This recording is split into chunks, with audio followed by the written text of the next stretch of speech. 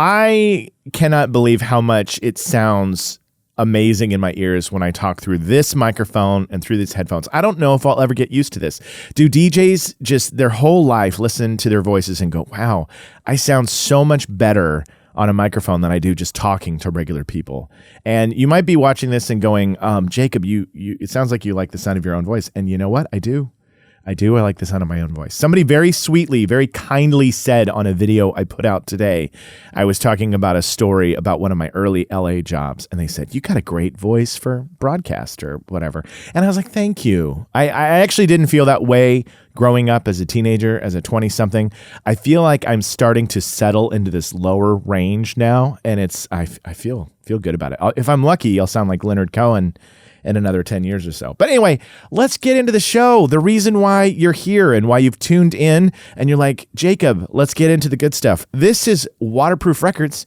And, you've been patient. You've waited for the episodes. And I promise you, I'm going to get down to where I have a cadence where you can set your watch to it. But for now, it's just kind of surprise episodes. They just pop up and you're like, oh, goody, there's a new Waterproof Records.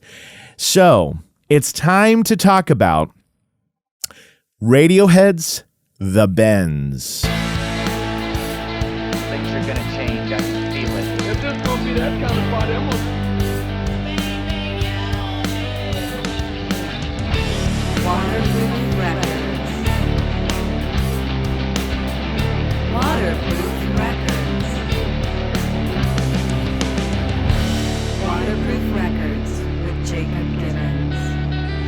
Before we get into the nitty-gritty and we get into the bends, I'm going to start by saying today's episode is recorded at Believe Limited in Silver Lake, California. Believe specializes in entertainment that affects change and is responsible for various forms of content, including feature films, documentaries, and podcasts. Much like this one, you can check out their work at believeltd.com.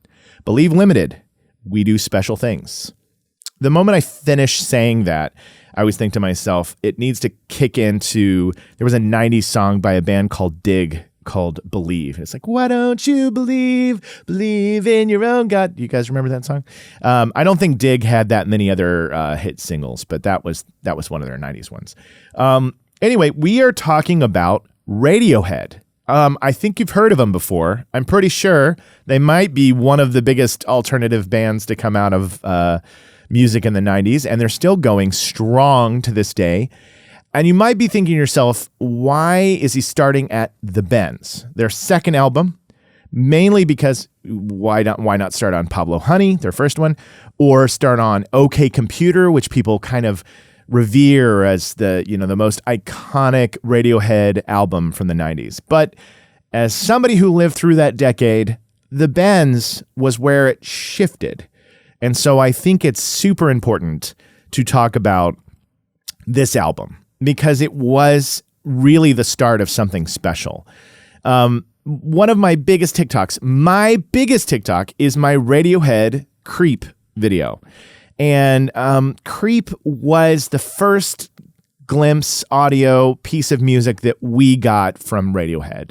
Maybe if you lived over in London or, overseas, maybe there was other ways that you came in contact with the band before Radiohead was really blowing up or in their earlier iterations. But this was the first taste. And there's so much interesting to be said about Creep because the band hates the song. When I made the video, so many people were like, this is not even their best song. And I'm like, I know. They don't like it, and it's really not even that characteristic of what the band is capable of doing. But when you're given, that first little glimpse, it's like being able to see an early work from a filmmaker that will go on and create one of the greatest films of all time. You still really value that glimpse, that art that's being formed. And Creep was that song 100%. And I got to say, it's a little bit tragic that the band hates it so much. And you'd think after so many decades, you'd be like, geez, let it go, guys. But if there's one thing that this band is known for, it's just kind of being kind of, I don't like that stuff, that early stuff. It's crap, But Creep was a powerful introduction. And then it really tees up this album because this album is created because of the success of Creep.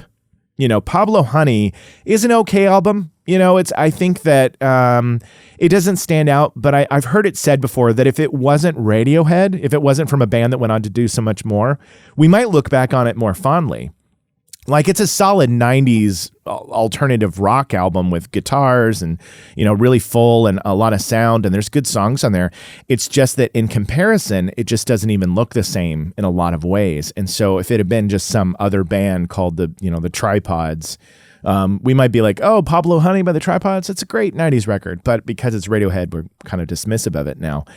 But so Creep blows up the band, they become huge, and it really sets them up in a way globally where they resent the popularity that they're getting from this song and the expectation and what people want from them from that song.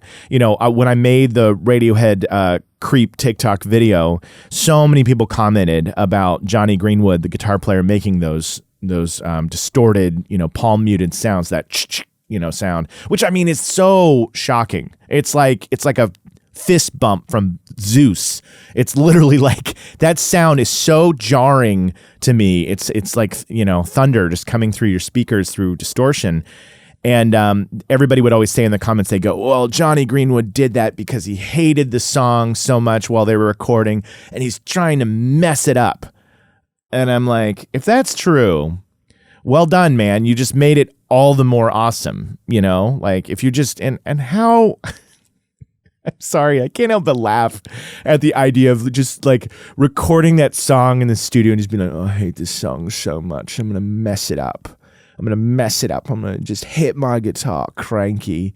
I'm going to ruin this song. And it's like, you didn't ruin it. You made it better. And stop being so mopey, Johnny. Youngest in the band, probably pretty young when that was all happening. But anyway, that song propelled them to stardom. There's all these expectations of kind of this grunge meets alternative art school rock, sound behind it. And they don't want to be identified with that. They're being, going around the world, and it's just this sudden attention. And so even the name The Bends of this next record is really fitting, because if you think about what The Bends is, which is a decompression sickness, that's what The Bends is. And it was like being, the bends is coming out of it. You get decompression sickness from coming out from being submerged. So here's Tom York, here's the band, and they're submerged in this, crazy rock scene, early 90s. There's grunge music, grunge explosion, alternative music, and the expectations of play Creep, sing Creep, perform Creep, and they're just completely enveloped by this. And then when you come out of it, you've got the bends, you've got decompression sickness. And so there's a lot of this kind of recovery from this experience. And if you know anything about the recording of this album, this is the second album. The label is like, it's got to be amazing. It's got to be as good as Creep, if not better. It's got to be better. So that's an enormous amount of pressure out of the gate. And I think EMI gave them 9 weeks. And they're like, 9 weeks, make a better second album. I can't even imagine the level of tension that would cause. This was in the fall of 1994. And from what you read from stories, it was not going well. It was tense. There was a lot of depression and anxiety, and they were just at their wits' end. Tom York had chosen as the producer. Producer was John Leckie. He chose him. John Leckie was known for producing the Stone Roses. That was probably one of his biggest, most well-known bands. But Tom York chose him because he recorded Real Life with Magazine in 1978, and he loved the production on that album. So he chose him for this. So that's how John Leckie comes in on the project. And then a newer, younger engineer on this record is Nigel Godrich. And if you follow the band, if you're a big fan of the band, that guy has worked with Radiohead ever since. So he's young and just getting started and just in the studio with the band at this stage. And from here on out, Nigel Godrich is basically the record producer for Radiohead from here on out. And he went on to do so many other bands, and he even played in Atoms for Peace with Tom York and Flea. So Nigel Godrich, very well-known record producer, and this is really where he gets his start. But they're working with John Leckie, and Leckie has said in interviews it wasn't going great. There was a lot of tension. Let's dig into that. Right out of the gate, the album starts with Planet Telex or Telex or wherever you want to put the emphasis. And I remember when I got this album, I would have gotten it probably on CD. Yeah, I would have gotten it on CD. If it's 1995, because it comes out in March of 1995. So as you know, they were expecting a 1994 release because they have those 9 weeks and they're late, but it comes out in March of 95. And I remember buying this album and taking it home and popping it in, and the way that Planet Telex opens up with this kind of like launching, it really does kind of sound extraterrestrial-like.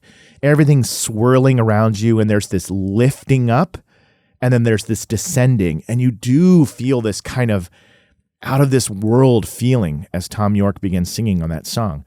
And I learned recently, I don't know if it's true, that Tom York, for that singing, he's like laying on the floor while he's singing those verse lines, which is just classic Tom York. But that song immediately kicks off the tone of the album. And I had Pablo Honey. I'd bought it because of Creep. But this is where I went, oh, where are we going? And I think that Radiohead, this is the best way I could describe it. Radiohead was like a band that... Okay, let me run my thoughts around this. I'm going to take a drink of water, get my head around this. Radiohead is like a band that left Earth on a spaceship, and every album since has been them broadcasting music back to us on another planet. That's the best way I can put it. That requires a drink. If I had a whiskey, I would have drank it. Yeah, because Pablo Honey is this rock record that's very, identifiable. We see where it's coming. But The Bends is this, we're leaving Earth now. We're going to go somewhere else. And I think that OK Computer was like, okay, this is our first broadcast from Alpha Centauri, and this is what music sounds like out here. I think that's maybe why it has this unbelievable otherworldly sound. But this is the beginning of it. And there's a lot of interesting things that happened with this album coming together. Like I said, tension, pressure, they're going 8 or 9 weeks. They're struggling to put these songs down. And there's this really well-known story where John Leckie is feeling like the band deserves a break. They deserve a moment to just get their heads around things and maybe step away from these songs that just aren't coming together. And they go out into town, and they go to the London, I think it's the Garage, I think is the name of the venue, to go see Jeff Buckley. Jeff Buckley's playing in London, and John Leckie takes them out to go see Jeff Buckley, and Tom York sees this performance with just a Telecaster alone on stage. He performs, it's transcendent, and immediately he's so inspired by the simplicity and more predominantly, the use of Jeff's vocal range and falsettos and whatnot. He said in an interview that Jeff Buckley gave him the confidence to perform in falsetto. And after the show, he's feeling just completely inspired. He goes back. They record 2-3 takes of fake plastic trees, the vocal, and that's it. That's it. Now things begin to shift and they begin to change. So he sees Jeff Buckley, he lays down and really embraces the sound of his voice. And I think that is so inspiring. One artist seeing another incredible artist, feeling that energy, taking it back to the studio and putting it in there. And Fake Plastic Trees is the first song that I remember hearing from Radiohead off this album. I was with a girl that I really liked at the time, and we were sitting in my car, and I remember hearing them play Fake Plastic Trees on the radio, and I didn't know right out of the gate that it was Radiohead. Knowing Creep, I wasn't just hearing this song and going, oh, that's clearly Radiohead. This is, 1995 probably. And I hear the song and I'm just blown away by the musicality of it, just where it's building and where it's going. And the girl I'm sitting next to, she goes, I like it, but the lyrics are kind of dumb. And I was like, I think in that moment, I mini dumped her in my brain, because I was like, ugh, how you're missing it. You're missing the feeling of this song right now because you're focusing on these lyrics. Because, I think at the outset, you hear, fake plastic trees, fake plastic watering can, and you go like, what is he talking about? But there's a lot more profound stuff happening there lyrically, I think. But for me, as you guys know, I don't really pay attention to lyrics. I pay attention to music. And for me, fake plastic trees hooked me right away. I was like, I got to get this album. And I did. And right around that same time, that's the music video that they dropped on MTV that I remember seeing. Fake Plastic Trees was, I believe it was directed by Jake Scott. There was like this awesome, badass group of music video directors in the 90s. And it was like Jonathan Dayton and Valerie Ferris, Spike Jonze, Chris Cunningham, Jake Scott, all these guys and girls that were making these kick-ass, really visionary music videos. And Fake Plastic Trees, I believe, was the video that he did. And if you've never seen it, it's really beautiful. It's in this like kind of futuristic looking shopping, grocery store. And all the items are all uniformly colored, very bright, very vibrant. And Tom York is just kind of rolling around in a shopping cart, and there's people kind of living their humdrum lives. But it's very aesthetically pleasing to the eye. It's such a beautiful video to see. And here's a fun piece of trivia for you. Norman Reedus from The Walking Dead is one of the extras in the Fake Plastic Trees video. He was young. He had just arrived in LA. I think he was in his 20s, and he was just doing background work and in music videos, and he is in the Fake Plastic Trees video. So there's your little pop culture fact for you right there. But it's such a cool, aesthetically pleasing video. I'd heard it on the radio. I saw the video, and I was sold. I was like, let's get this album. And I'm going to walk you through some of the tracks on the record because there are some amazing pieces of music that we can talk about, some details. I should have loaded this up beforehand, you guys, if I was smart. I had all this time, too. Where is it? I was just listening to it on the way. But anyway, right after we get into Planet Telex, the first song that we just talked about, we get right into the title track, The Bends. That's the name of the song. And if you hear right before the song begins, there sounds like this noise and kind of a noise like a crowd or something in the distance. And if this Reddit thread is true, which I don't know, but I read that it was Tom York was recording a parade passing by his hotel room. And that's that sound that you hear at the very beginning of The Bends is the sound of the parade passing by, which is a pretty interesting thing to reflect upon because the album is about this decompression sickness, right? So here Tom York is standing and he's looking out a window from a hotel room, probably a nice one. I don't know. Might have been a dive, but it's probably nice. And he's looking out the window and here's everyday people celebrating, walking in the streets, having this parade, and he's isolated from it. And it's probably one of those, I envy the people there, whereas they would look up at him and envy him in the window, kind of grass is always greener. But what a very fitting moment for the song, The Bends, and for this whole theme about decompression sickness and coming out of this submerged state and trying to figure things out. So The Bends is a great song, great lyrics in there. And then we move on to High and Dry. And High and Dry is a lovely song, and yet another one that the band hates. This is, by the way, this is a very recurring trend in this with this group, especially with their early work. I don't know, man. I love music so much that I can't wrap my head around when an artist is like, I hate this song that I wrote, even if they think it is stupid or childish. I just feel like you could put things in boxes and say, well, that's where I was at that time in my life. You know what I mean? It's like when I did the episode on Pixies' Doolittle, and they talked about how they didn't like Here Comes Your Man and they thought it was dumb. And I'm like, yeah, but millions upon millions of people have listened to these songs and they mean something or they move us in certain ways. And so it's just so interesting when an artist doesn't like something. But hey, that's what you get with Radiohead. You get this kind of like, oh, I don't want to talk about High and Dry, But High and Dry was the oldest song on this album.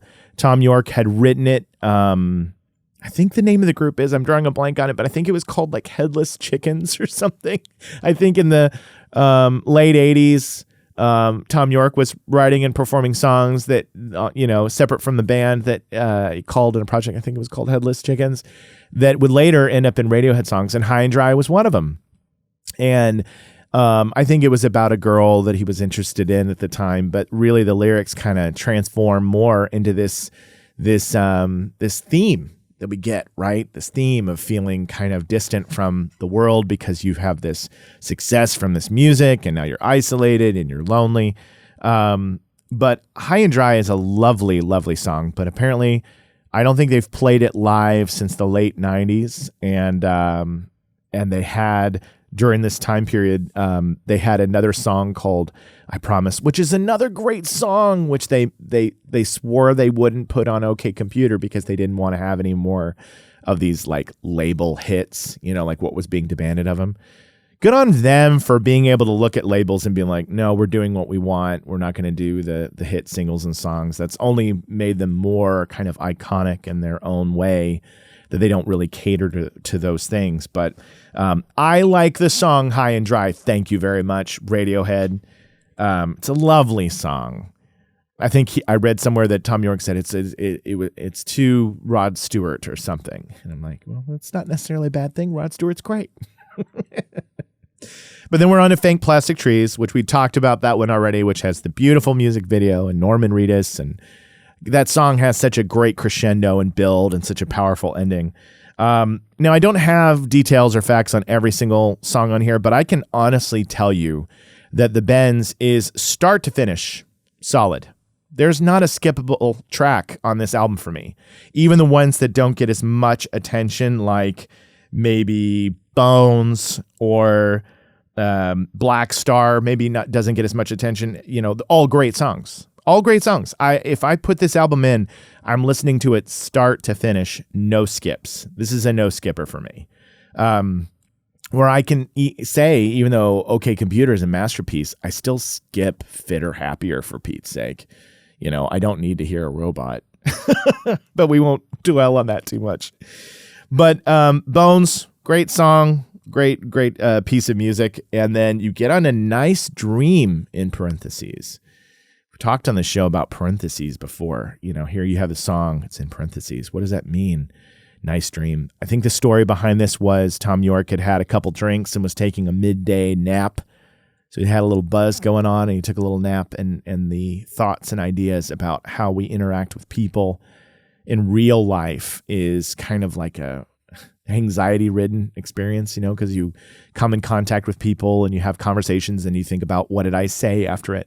Whereas if you encounter those very same people in a dream, it doesn't have any of that. It doesn't have any of those burdens. So I think that's where the concept of this album comes. But this, my friends, is where we are really seeing where the band is headed in songs like Nice Dream. You can really see this dreamy, ethereal, we're going into other places, and then it has that kind of nightmare section where the guitars are just going crazy. You really got to hand it to this band for their use of guitars. And on this album, there's so much more restraint because you've got three guitarists essentially in this band. Tom doesn't always play guitar, but Tom does play guitar. And then you have Ed O'Brien, and then you have Johnny Greenwood, and then you have Colin Greenwood on bass, and then you have Phil Selway on the drums, which is also impressive that these guys have all still been together. How rad is that?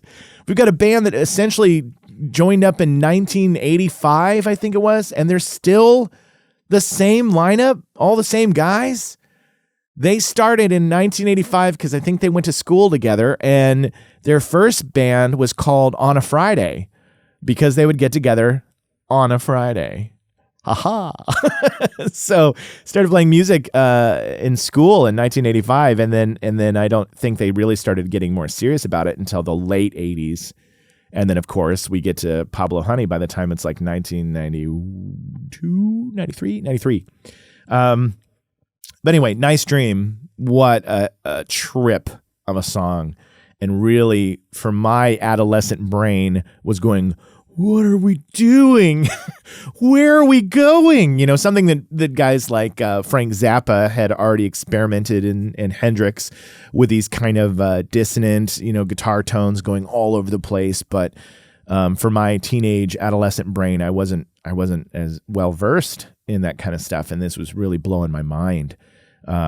I think for a lot of us it did. And you could see that this band, again, like I said, leaving planet Earth. This was like Nice Dream was basically we're leaving Earth's atmosphere, if you will.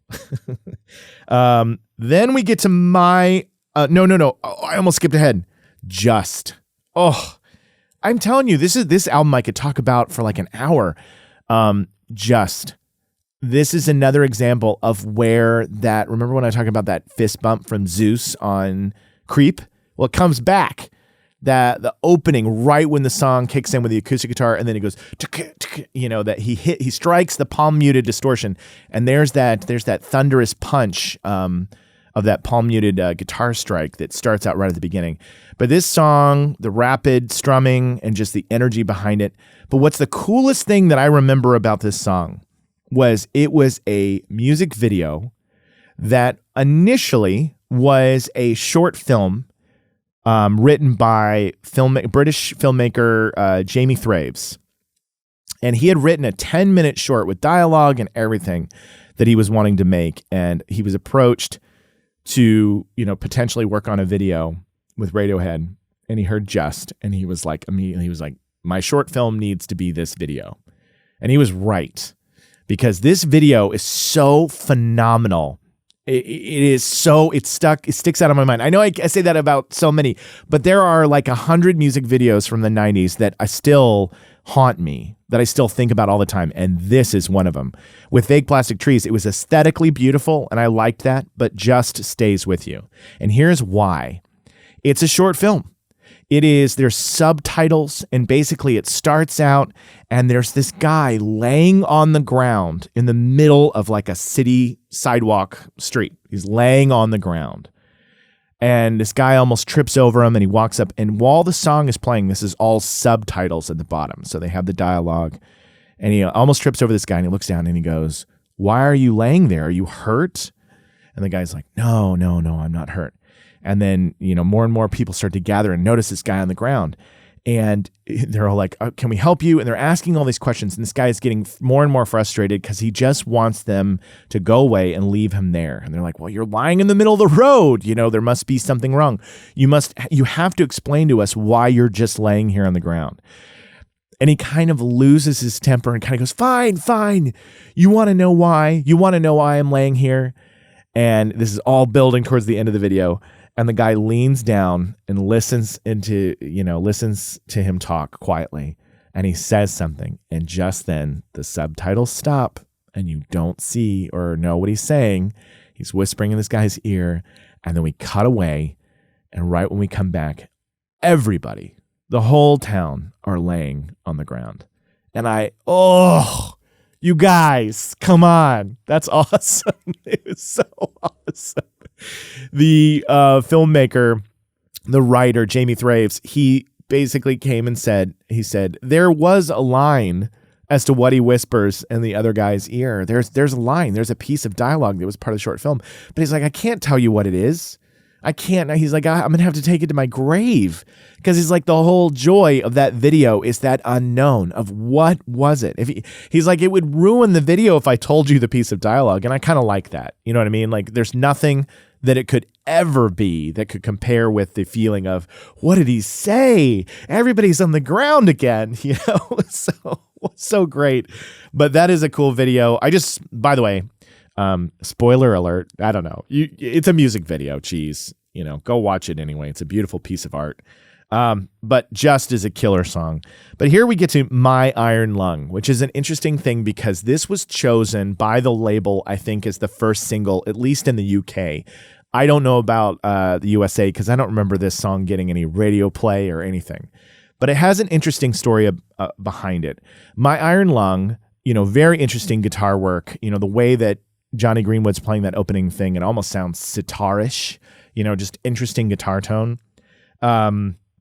But basically, this song, they couldn't seem to get it right in the studio. No matter how many takes they did of this song, it just wasn't coming together. So the version you're hearing on the album actually was a live performance.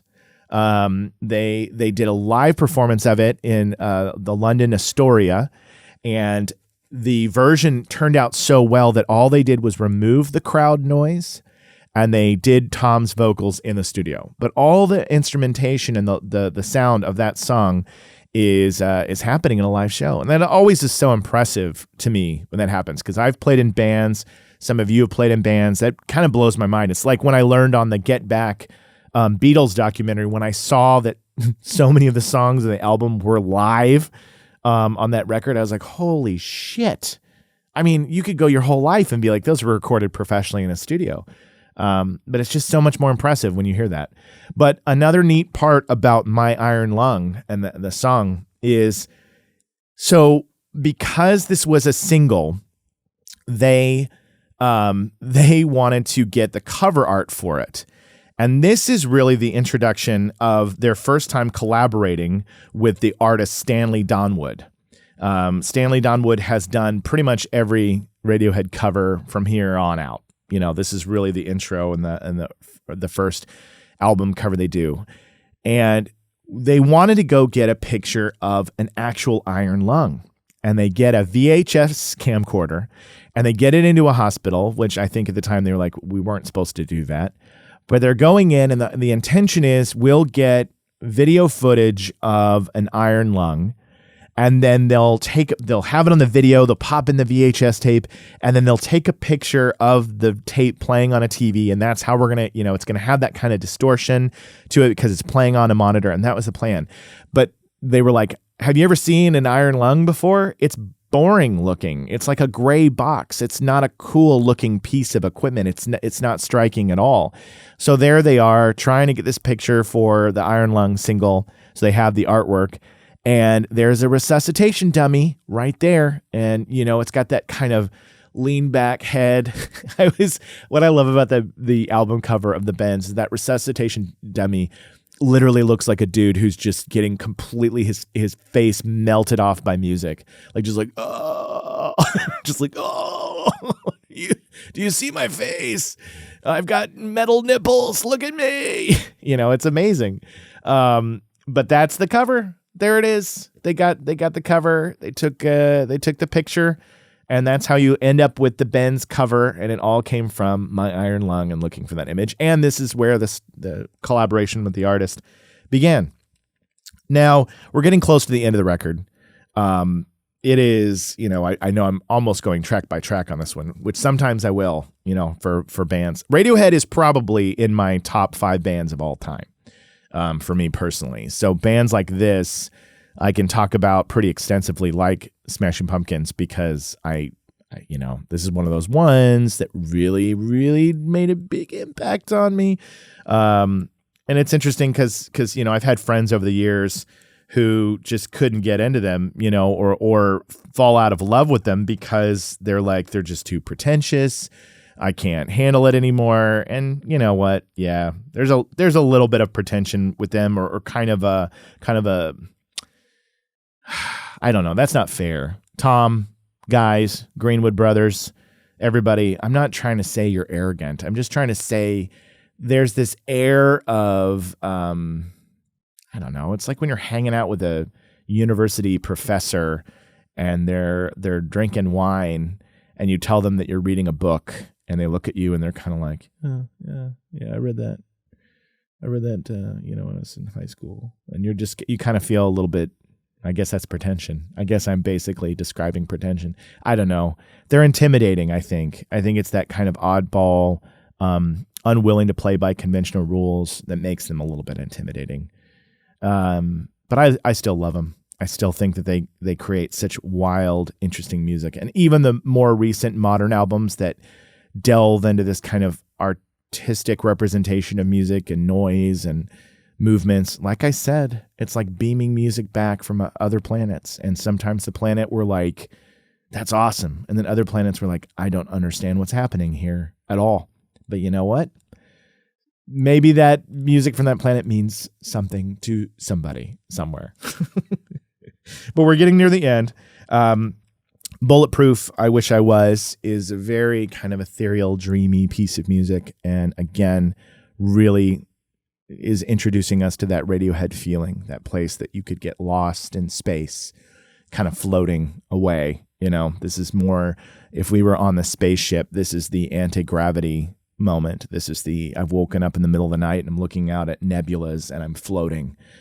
And I know I've realized that I don't want to go home. But then we land on Black Star, which, if I'm recalling correctly, Black Star is the one song on the album that John Leckie wasn't in the studio and left it up to Nigel Godrich to record the band. And so I think in interviews they said this was kind of like the grown-ups are away and it's time for the kids to play. And so this is really the first time that he got to produce a song for the band. And so that, you know, this is the one piece of music. Now, all of these songs on the album, John Leckie did produce, but as they got closer and closer down to the wire and he was mastering the songs, they did end up sending some of these tracks to the producers from the first album, Pablo Honey. I'm drawing a blank on those guys' names, but they were the producers on that. And basically they took all the songs and they really amped them up with their production. I think John Leckie later was disappointed to find out that only like 3 of his mixes made it onto the album. And the rest of them were kind of remastered by these other 2 guys that added a lot of like flourish and flair and a lot of attention, which I think is very synonymous with the 90s. You know, here's a legendary producer from the Stone Roses and Magazine. He probably did much more like mixes and sounds and tones of what he knows how to do from those artists. And these guys that worked on Pablo Honey gave it that kind of like, these are 90s rock, powerful zing, you know, hits. And so I don't know. John Leckie, I think, has later said he got over it. It's fine. You know, he just wished that they had told him they were going to do that because he wasn't informed in advance. Like, oh, by the way, we're going to remix all your work. But anyway, that's neither here nor there. But then we get to Sulk, which is such a great song. And it's funny because you look at like the play counts of the song Sulk on the record, and it's not very high in comparison to a lot of the other songs. And that's an amazing song. Really, really killer song. It is so beautiful and has such a powerful chorus. And the craziest thing about this song is they have not played this song live since 1995. Isn't that nuts? Like, again, it's another one of those things that you go, here is this song that I would kill to have in my back pocket and play for people. Because what a kick-ass Radiohead song that is. And they haven't played it live since 95. You guys, just, you know what, Radiohead, I got an idea. Any song that you hate, I would like to now have for my personal use. And I'll play them and perform them for you since you don't like them anymore. But then we close out on the last song on the record, Street Spirit, Fade Out. And what a doozy. Wow. This is how you close out an album. Tom York has said in interviews that he was inspired by REM by the sound of the video. And he says basically he feels like he ripped off REM a bunch. But in the picking and the guitar and the sound of this, he felt like it was an REM ripoff. But hey, it works. He was also inspired by a book that he was reading at the time about a spirit. And that's what got him to write the song. I'm drawing a blank. I have a lot of things in my head, but every now and then the facts, they drift away from me. But this is an amazing piece of music and really a strong way to exit this experience of the bends. Street Spirit, Fade Out truly does that. You know, it kind of lifts you up slowly, surely. This is the This is the Carl Sagan Pale Blue Dot song, if you think about it.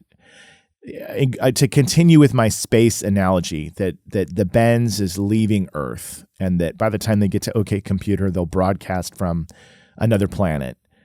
This is the looking back at Earth and going, look how small, look how insignificant all of that was. And I really do feel a sense of healing closure with this last song, because it does seem to move itself more and more distant. You know, a band that started in the studio with so much tension, so many expectations from the label to perform, to deliver, to compete with Creep.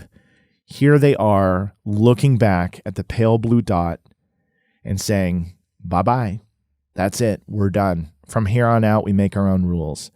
And that's why they are the legends that they are to this day, because they looked at it and they saw how small it really was.